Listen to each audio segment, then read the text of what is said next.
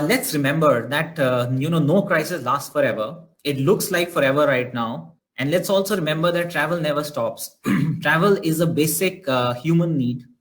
If you see the graph in front of me, which I have borrowed from Skift, the number of international passengers, the graph has always gone up. This is not the first crisis that we are facing as the travel industry.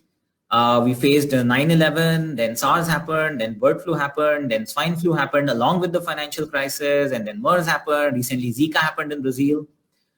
Amongst all of that gloom and doom, travel has always gone upwards. Yes, we are going to see a temporary dip. We are going to see some degrowth. We are going to have some pain for a few weeks, maybe for a few months.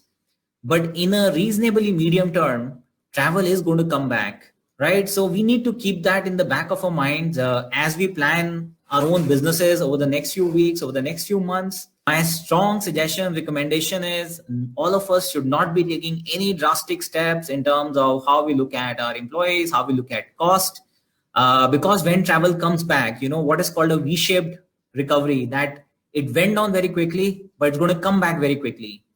We might miss a little bit of the summer season, but my sense is people are going to be raring to travel once these advisories go away. Businesses have to start traveling again. The world has to go back to where it was just a few weeks ago. So let's not lose hope. Do you see a significant increase in number of travelers once this crisis is resolved? Ashish, yes. A few things I can share with you now, in fact, because we operate in more than 100 source markets. As of yesterday, yesterday, I have to admit, was the worst day in terms of sales ever because US issued its advisory as well.